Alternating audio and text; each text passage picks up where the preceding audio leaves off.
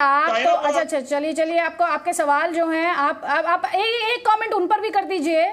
ये तो आप बता रहे हैं, वर्ड यूज कर रहे हैं जिस शब्द के इस्तेमाल से मैं अक्सर बचती हूँ, धंधा। उनसे क्या कहेंगे? ये जो मस्जिद बनाए थी, है, रहेगी कयामत तक, वो आपकी भाषा में कोट अनकोट जिस शब्द का आप इस्तेमाल कर रहे हैं वो क्या कर रहे हैं?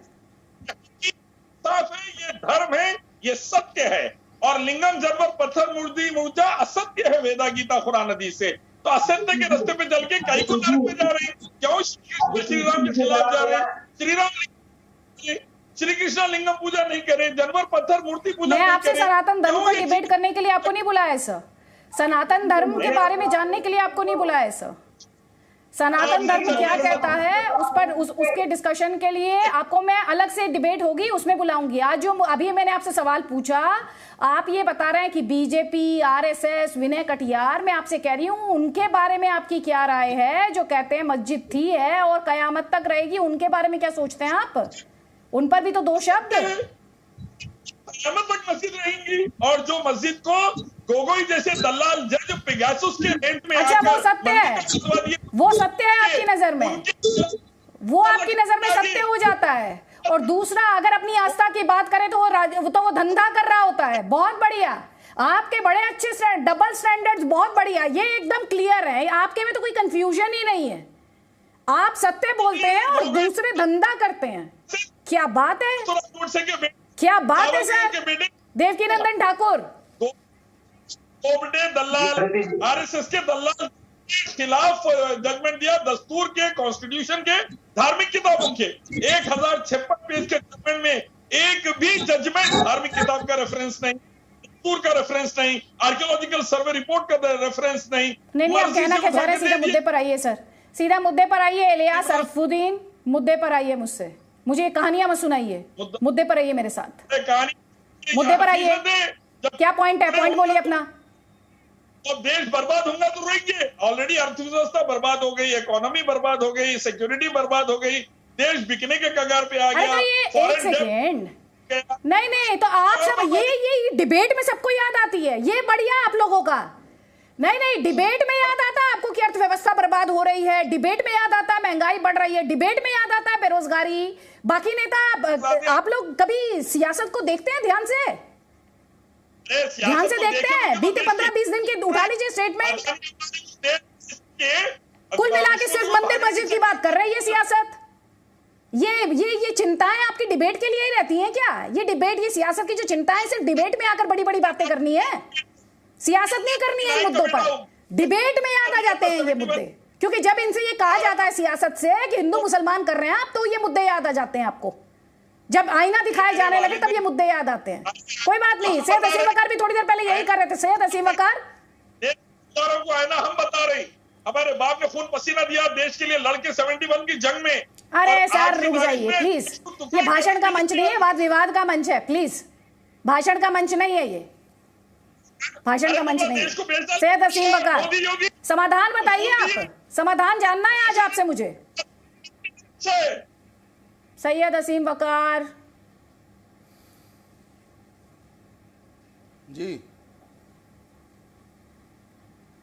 जी हुक्म करिए। मैं वो समाधान पूछ रही हूँ आपसे, तो आप ये कह रहे नहीं सर, मैं तो आपसे रिक्वेस्ट कर रही हूँ, अपील कर रही हूँ, प्रार्थना कर रही हूँ, विनती कर रही हूँ।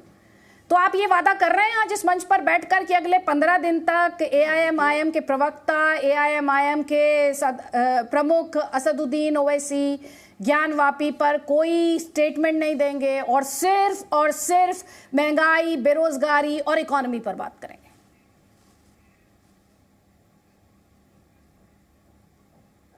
नहीं देखिए, अब क्या बोलूं आपसे, वो बताने लगे स्वास्थ्य दिख गया, अब पता नहीं दिखा नहीं दिखा।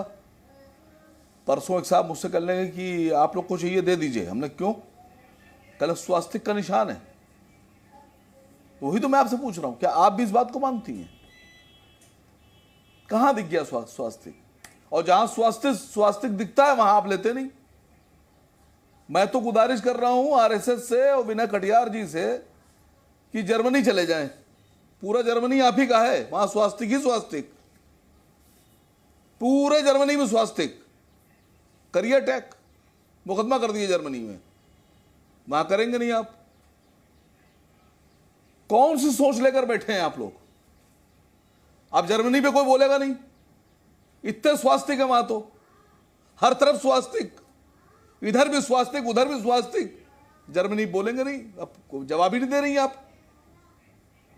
स्वास्तिक से तय कर लेंगी आप। सर मुझे ना हंसी आ रही है, इसलिए हंसी आ रही है, तो पूरा देश मुझे आपका हंसी इसलिए आ रही है कि भारत में हाँ, बैठकर बिल्कुल आना चाहिए हंसी। पूरा देश तो जान ही हमको रहा भी है, हंसी आपको आती देख रहा है, पूरा देश दिख रहा है आपको, पूरा देश देख रहा है आपको, वही तो देख रहा है, वही देख रहा है। थोड़ी देर पहले महंगाई। अच्छा ये बताइए, एक मिनट मैडम, एक मिनट खाली एक लाइन बोल दूं। अच्छा एक मिनट रुक जाइए, एक लाइन बोल दूं, खाली एक लाइन बोल दूं। अगर मैंने कह दिया जर्मनी में भारत छोड़कर सीधे गए जर्मनी, स्वास्तिक, तो आपको हंसी आने लगी। नहीं एक मिनट, आपको हंसी आने लगी, अब वहां आपको हंसी आने लगी, और किसी ने झूठ बोल दिया, दीवार पे स्वास्तिक कर लेंगे। मेरी दीवार है, दीवार पे स्वास्तिक झूठ बोल दिया तो दीवार आपकी हो गई। और मैं बता रहा हूं, मैं फोटो दे रहा हूं, पूरे जर्मनी में स्वास्तिक। अब आप हंस रही भारत की बात हो तो जर्मनी याद आता है। आप तो खुद ही मजाक उड़ा रही है मैडम, आप तो खुद ही मजाक उड़ा रही हैं। आपसे मैं कहूं, कमाल हो गया साहब, कमाल हो गया। अरे सर कौन किसका मजाक उड़ा रहा है, छोड़ दीजिए ना जनता पर, और उनकी भी बात हो जाएगी जो खुद बन गए हैं मजाक चुनावों में जी। छोड़ दीजिए जनता पर, कौन मजाक है और किसे गंभीरता से लेते हैं। कुछ फैसले जनता पर छोड़ देने चाहिए। जी आपसे मैंने कहा वादा कर रहे हैं, 15 दिन ज्ञानवापी पर ना आप ना आपकी पार्टी के स्पोक्स पर्सन ना असदुद्दीन मैं तो कह रहा हूं महंगाई, बेरोजगारी और अर्थव्यवस्था पर बात करेंगे, सिर्फ अर्थव्यवस्था पर बात होगी।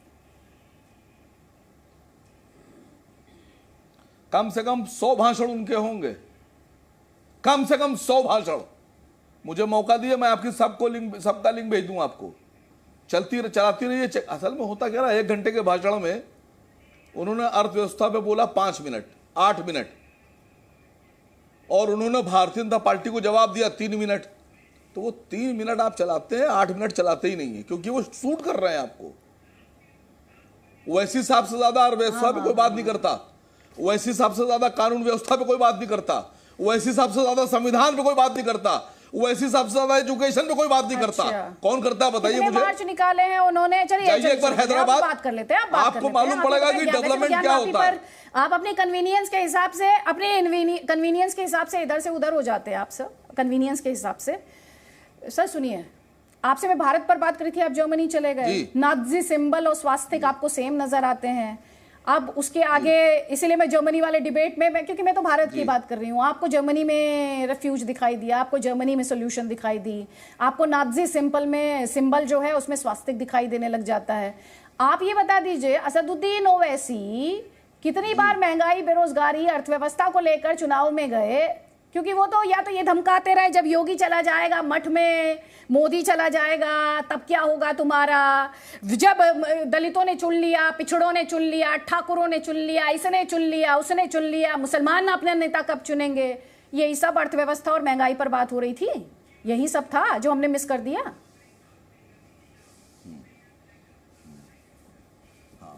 अब आप ये बता दीजिए, वैसी साहब तो सिर्फ सांसद हैं, एक सांसद हैं, एक पार्टी के अध्यक्ष हैं। देश के प्रधानमंत्री कब्रिस्तान और शमशान पे बात कर रहे हैं, और ये बोल ही नहीं रहे कि 350 की सिलेंडर की बात हुई थी।